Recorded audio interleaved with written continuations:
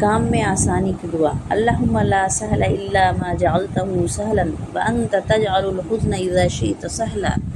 اے اللہ کوئی آسانی نہیں مگر جسے تو آسان بنا دے، اور تو ہر سختی کو جب چاہے آسان بنا دیتا ہے۔ صحیح مسلم۔ بچوں کی حفاظت کے لیے اسکول یا گھر سے بھیجنے سے پہلے کی دعا۔ ربنا لا تجعلنا فتنة للقوم الظالمین ونجنا برحمتک من القوم الکافرین۔ اے ہمارے رب ہمیں ظالم قوم کے لیے فتنہ نہ بنا اور ہمیں اپنی رحمت سے کافر قوم سے نجات دے۔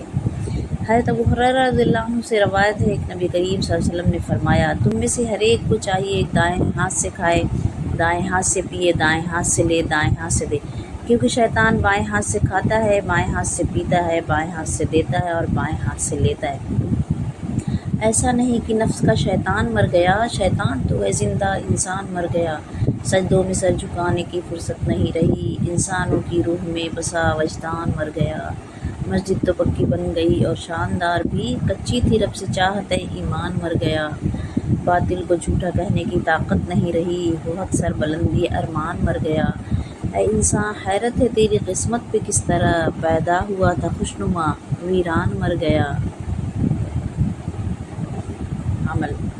آپ منہ میں روٹی کا ایک لقمہ رکھ کے 3 دن گھماتے ہیں اور آپ کی نشو و نما کا باعث نہیں بن سکے گا جب تک کہ وہ آپ کے معدے میں نہ اتر جائے اور معدے میں اتر کر آپ کے خون کا حصہ نہ بن جائے۔ اسی طرح علم کی مثال ہے، ہم جتنا بھی علم حاصل کر لیں لیکن اگر اس پر عمل نہیں کریں گے وہ منہ میں رکھے اس نوالے کی طرح ہوگا جو آپ کو فائدہ نہیں دے گا۔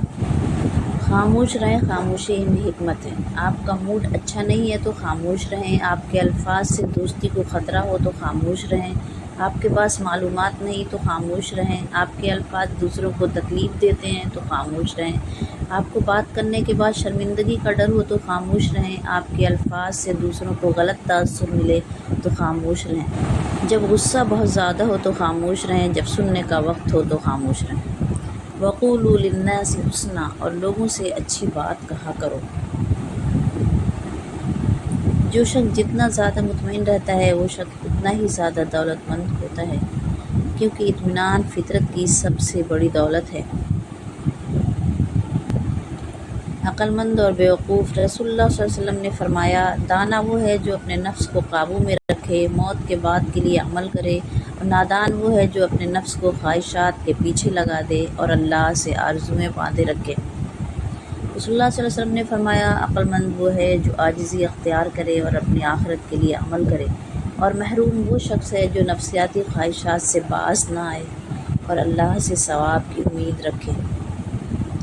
اس دنیا میں کوئی بھی شخص اتنا برا نہیں کہ وہ شیطان ہو، اور کوئی بھی شخص اتنا اچھا نہیں کہ وہ فرشتہ ہو، تو درگزر کرنا سیکھیں، محبت کرنا سیکھیں اور معاف کرنا سیکھیں، کیونکہ ہر شخص کے اندر اچھائی اور برائی دونوں ہوتی ہیں۔ برائی کو دور کرنے